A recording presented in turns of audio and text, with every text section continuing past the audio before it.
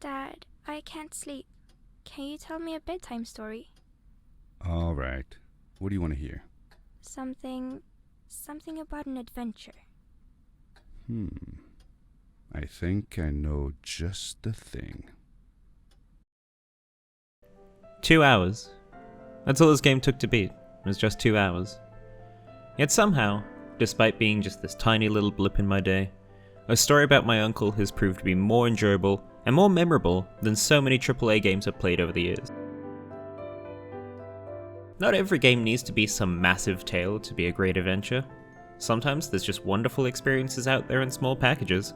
The game boils down to this satisfying, free-flowing movement system, flying around from floating island to floating island as you take in the amazing atmosphere that's been created for you. From the music, to the environments, to the dulcet tones of the game's protagonist and narrator, everything combines to what I can only describe as a warm cup of tea wrapped up in a cute little game. I think what makes this game work so well is that it really is perfect for being played in just one session.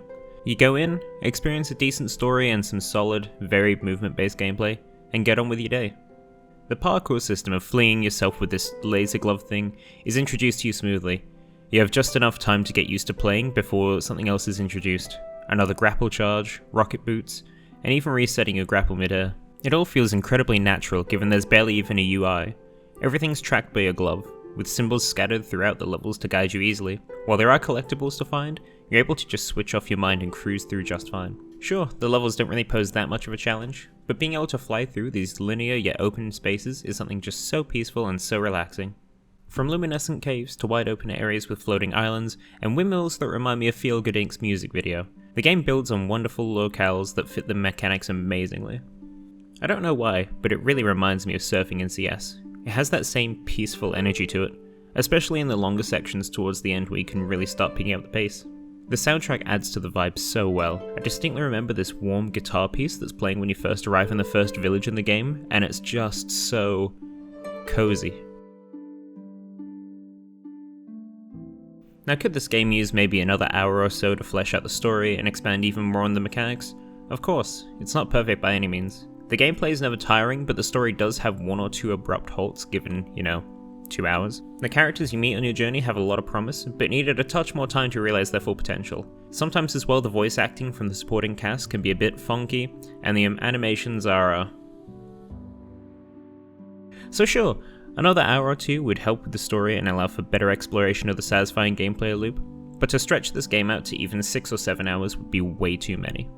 It's so easy to think of games that overstayed their welcome, or resorted to padding to extend the playtime, like the trailing missions in Assassin's Creed games, or the library in Halo Combat Evolved, or even the million quests in Final Fantasy XIV that make you talk to someone, head somewhere completely different to also talk to someone, and then head back to finally, keep talking.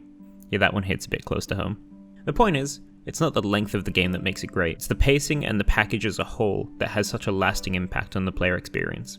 What's the point of saying you've got over 100 hours of gameplay when 90 of them are bland and repetitive? I'm not saying that there's not amazing experiences to be had in bigger games, but an incredibly important concept in games exists in scope. A game needs to be the perfect size to tell the story that you want to tell and give the experience that you want to give. It reminds me of the short story The Egg by Andy Weir. To pronounce Weir. It reminds me of the short story The Egg by Andy Weir. I absolutely love it. It's able to create this crazy idea and story in less words than I'm going to write for this video script. And despite that, it's not unfinished, way more engaging than what I'm putting up together, and if it were any longer, it wouldn't have the incredible impact that it does. So, hey, on that note, there's no point in me dragging this video on. I've said what I wanted to say, and I'll leave you with this. The next time you've got yourself a cozy Sunday afternoon to yourself and need something to do, pour yourself a nice cup of tea, play through a story about my uncle, and enjoy what is a fulfilling, bite-sized experience. Thank you so much for watching, and I'll see you next time.